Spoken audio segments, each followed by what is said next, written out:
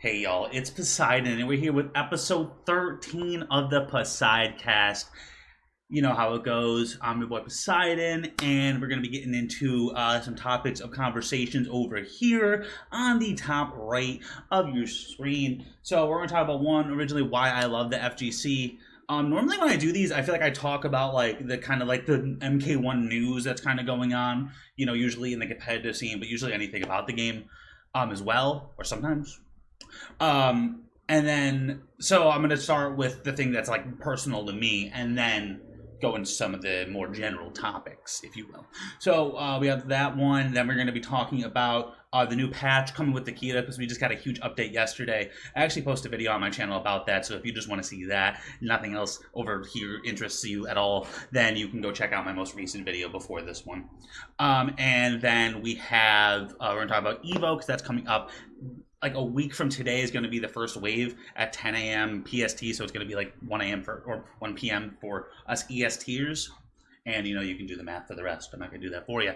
But yeah, it's going to be fun. It's going to be cool. I am excited for what MK1 has coming up, and just EVO in general, because it's usually the biggest tournament.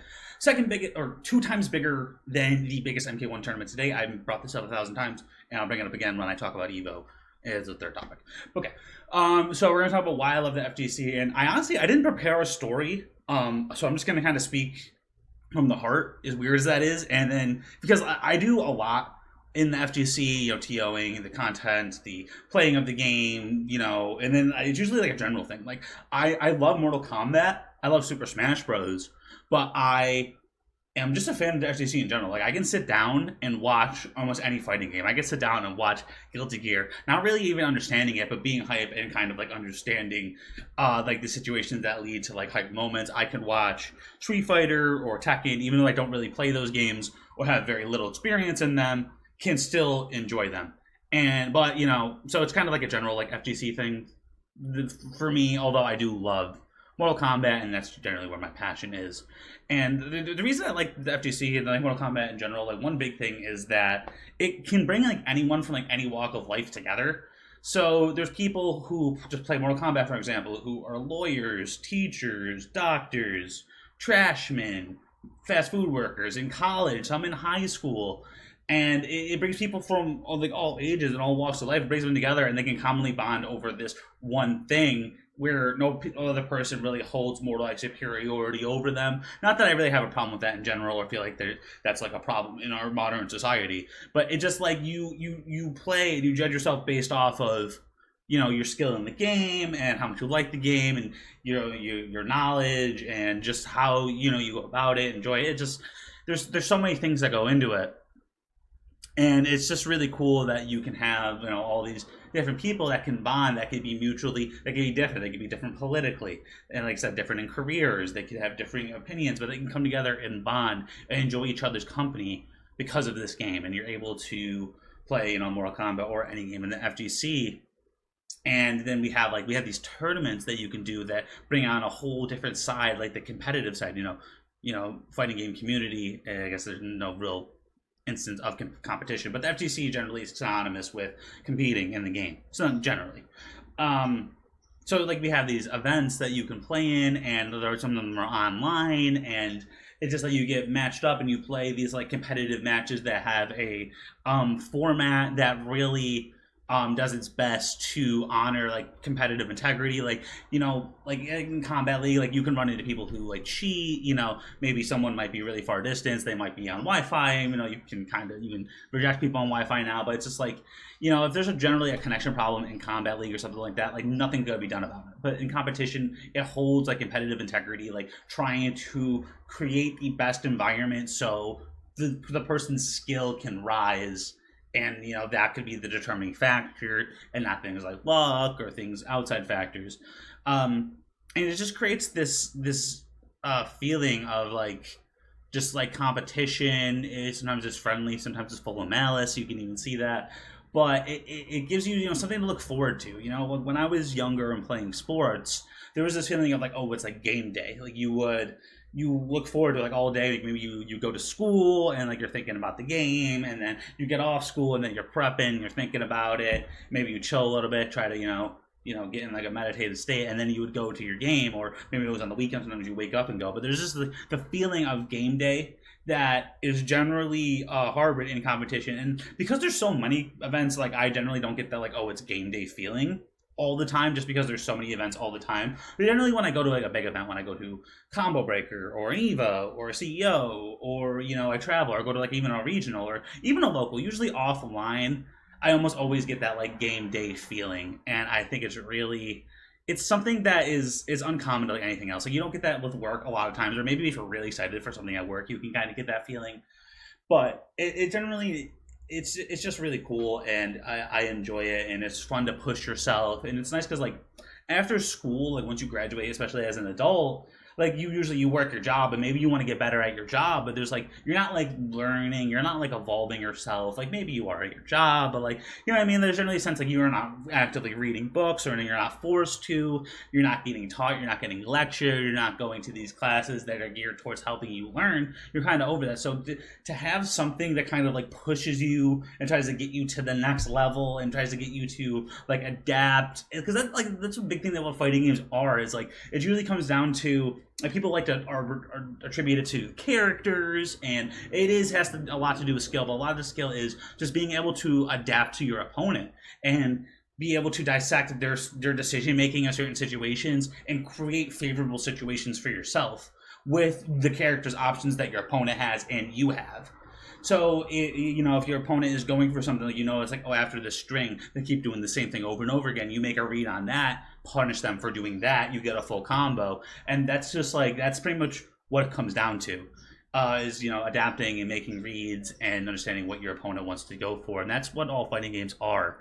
And it's really cool because it's basically like high like level rock paper scissors, and it's like there's another layer to that, but you're basically constantly playing rock paper scissors with your opponent, but it's like with understanding their previous decision making, and they have different tools, so it's not always rock paper scissors. But essentially, I think you probably understand what I'm saying, is that you're it's constantly a battle of like wills and wits with you and your opponent, and you're just trying to outlast them. You're trying to just take away their life bar in any way you can, and it's just really cool. It's just really fun.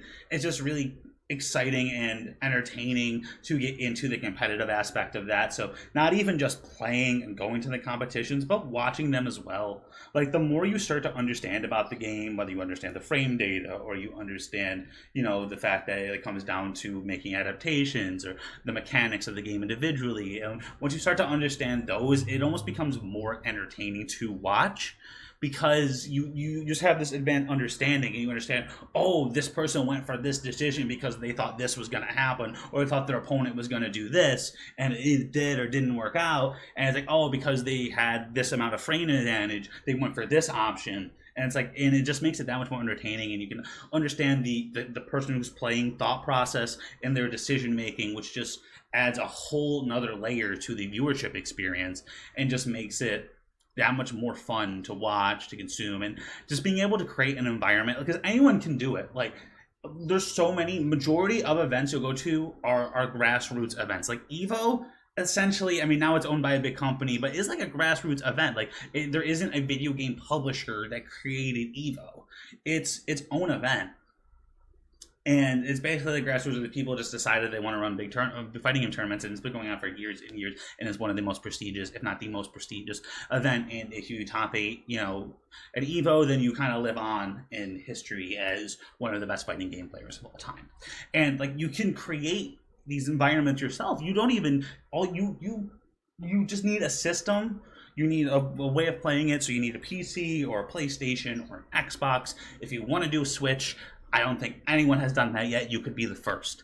And you have the game, and you have online, you have access to websites like Challenge or StartGG. You can create a tournament on those platforms, put it out in the online space, have it be online. You can lock it to certain regions, or you can let everyone play. The connection would probably be bad. You might get some complaints, but you lock it to maybe like North America or Europe or South America or Australia. And you can run an event for Mortal Kombat. You can put up money if you want. A lot of people do that. That's usually a way to like kind of entice people, like, hey, like look at our event. We offer $100 if you win. And you're like, oh, and people are like, I can win $100 by playing a video game. That sounds pretty awesome. And just the amazing feeling that comes, at least that I get, and it's like I don't make a ton of money competing, but I've made money. I've gone to tournaments. I made a decent amount of money. I made a decent chunk of change on some tournaments. And just the idea that you play a video game and you get paid for it, even like with streaming too. It's a great feeling. So people, want to cash in on like that feeling, or so it's not always about the money. It's not about the money for me, but the more money I make doing it, the more tournaments I can go to, the bigger events I can run. So that's kind of like my motivation with it. But at the end of the day, the money isn't necessary, and for a lot of people it isn't, and a lot of people it is, and it doesn't really matter. But as I was saying, going back to, you can do it yourself. You can, if you have access to online, you can even, you can host offline events. And I've hosted offline events in, a fraternity house, a bar, a comic book shop, a convention, what else? Schools, basements, my living room. Like, if you have access to any of those things, and usually you can even negotiate, be like, hey, we'll charge them a $5 venue fee, and you get all that. And sometimes people just want the business, especially if it's like a bar and they're not busy on like a Tuesday night. You be like, hey, charge everyone $5 to come, and people will drink and buy food at the bar, and you'll get, 10 or whatever, $5 a person that comes through. And you saw a lot of people are like, yeah, like that's a good deal. Like, why not? And you take up a little space, you have your setups, and you play there. And it's just cool. And like, these different environments that you can create, whether online or offline, to just play a video game, and everyone trying to push each other to get better, whether that is through encouragement or discouragement. That guy teabagging you in Combat League, or the guy teabagging you in tournament, might be the thing that helps, grind that extra 30 minutes so you can beat his ass next time. So just don't think that you need just positive reinforcement. Sometimes negative reinforcement can do that as well. But it's just such a cool community, and like there's so many different people, and there's a lot of like prejudice against it, but I think that's with any community. There's going to be people that just generally don't like it, like the Mortal Kombat community, for example. I made a tweet not long ago saying, like, people were upset about the numbers, and I said, like, we can at least be happy that we're one of 8 games that are at EVO. And I got multiple people saying, I don't want it at EVO. I myself do not want it at EVO. I have dictated that Mortal Kombat should not be at EVO. Like, there's people who say that, and it's so interesting that people like, and they're like, oh, you're coping. Like, you speak positively about MK and you're coping. Like, if I say I like steak sandwiches, am I coping? What am I coping about? Like, just because I enjoy something doesn't have any other adjacent reasoning behind my enjoyment of it. I can't just be like, yeah, I like that. Like, I have to like, explain why I'm not coping or whatever. I don't know.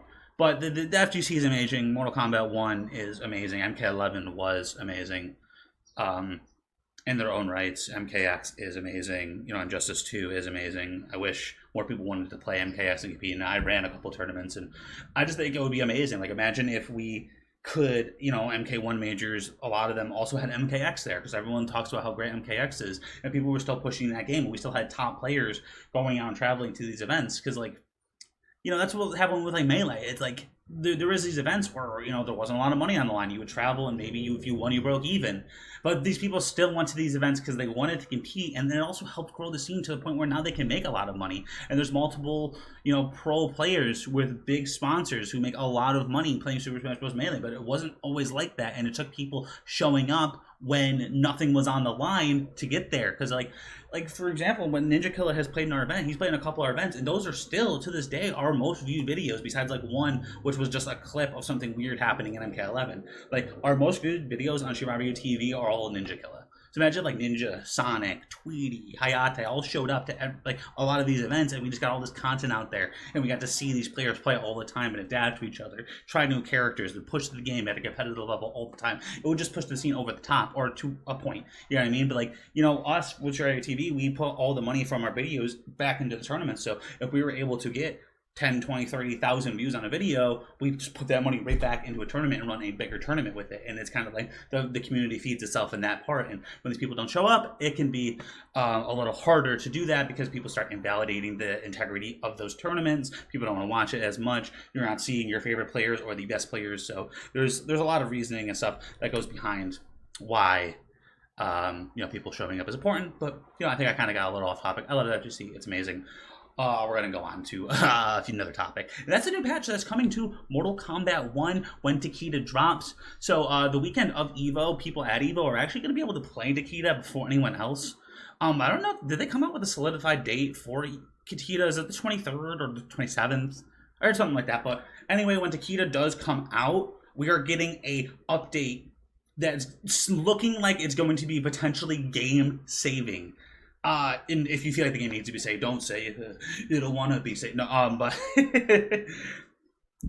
a game-saving patch for people who feel like the game needs to be saved. Okay, so he pretty much says that Takeda is going to be playable at EVO, and then he says this Takeda build will also contain updating bug fixes and balance patch with significant improvements to roster fighters like Nitara, Li-Mei, Quan Chi, Scorpion. Explains some of the buffs, like Gintara's getting some serious buffs. Li-Mei is getting a new pop-up. Quan is getting a new boot kick, new portal boot kick, which sounds like it might be broken because his portal boot kick, the stand for, is busted. So if he gets a low version or something like that, gets an overhead boot kick that can go anywhere, then he's going to be absurd. But it might be really cool. Also, Cameo's getting buffed. Frost, Scorpion, Sector, Cyrax, Goro. Goro is getting buffed. Interesting. Goro is really strong.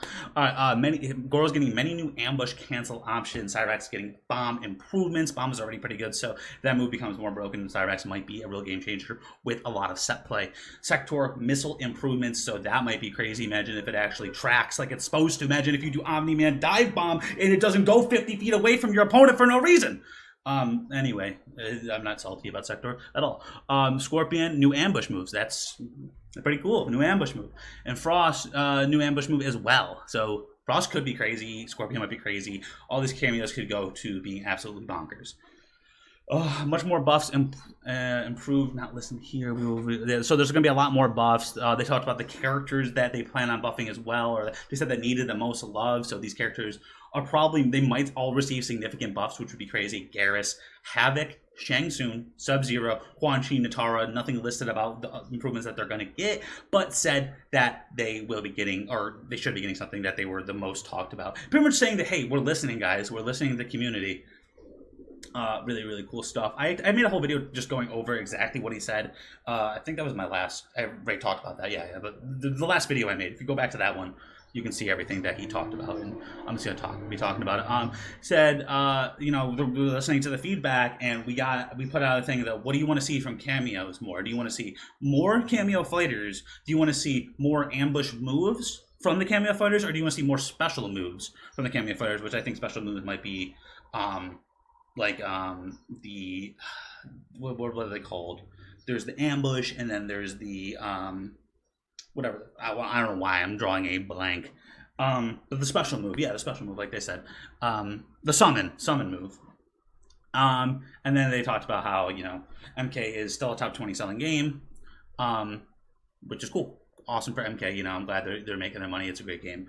I really enjoy it, but that's something really exciting to look forward to. Just potentially buffs to people who are like, we need to buff to the really low tier characters. We need to buff the cameos. I've seen so much, and now they're about to seemingly put significant buffs on a lot of these characters, or give them, because you could just add one move to a character, and that could potentially make them egregiously busted. Like if Quan gets a low boot kick, imagine it's just a low. And Portal, how it stands for, he has another one, but it's low.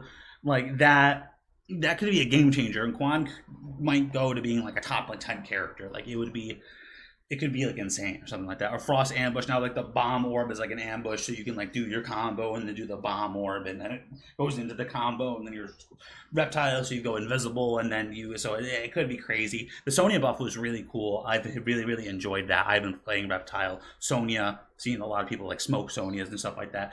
She works really well. She has a combo extender. She has a mid projectile, and now she has a launcher that is plus on block and overhead, so you get mix if you have low strings.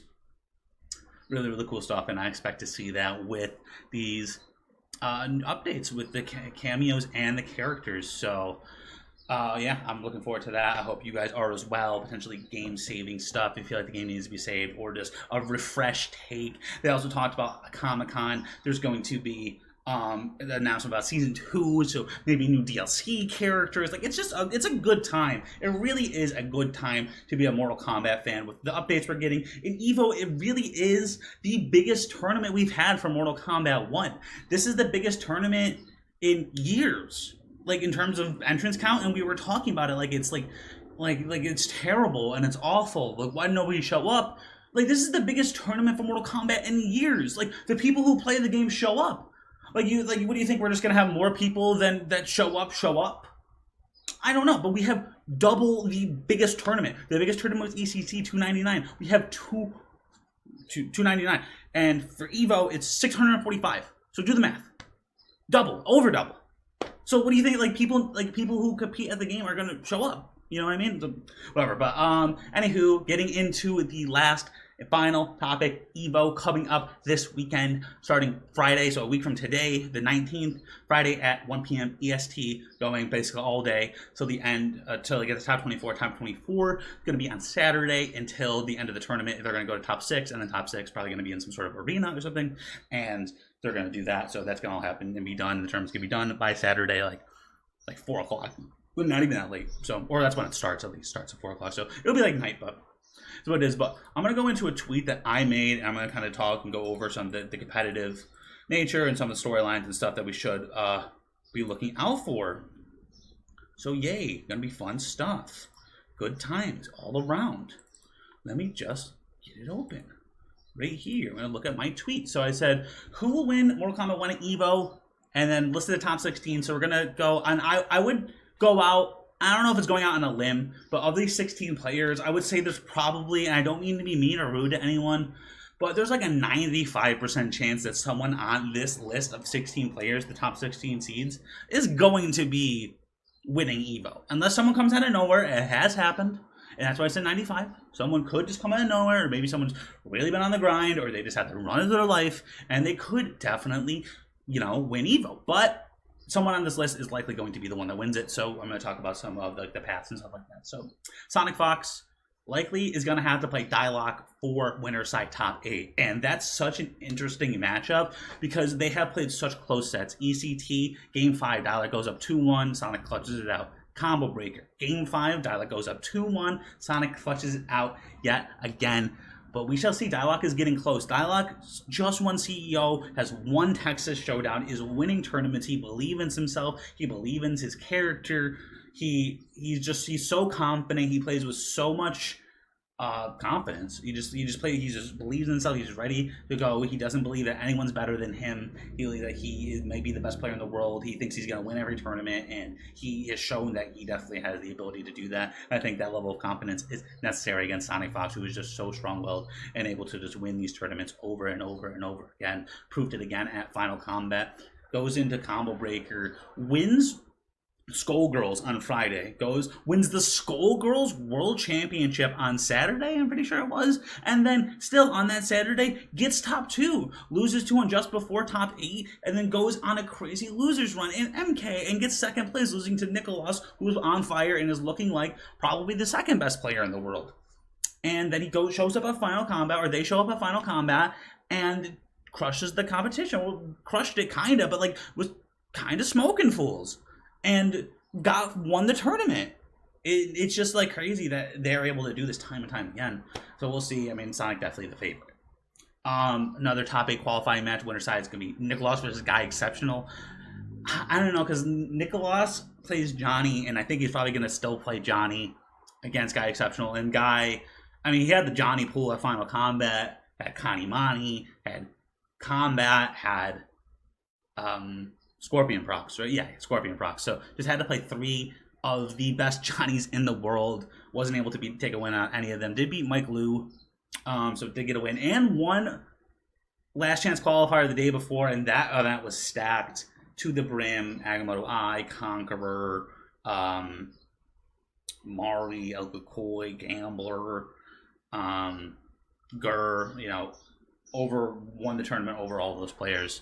So that's potentially going to be a match, but he has to play Rewind just even before he gets to Nicholas, so that could be kind of crazy. I got to think about these matches before, because Dialog has to play Agamotto I before Sonic Fox, so that is going to be a set and a half. Like, that's just before that to even make it to Sonic to make winner side top 8. So, oh, man, that's going to be a good one. But Dialog seems to play well against Kenshi. So Rewind, guy exceptional. It'll be crazy.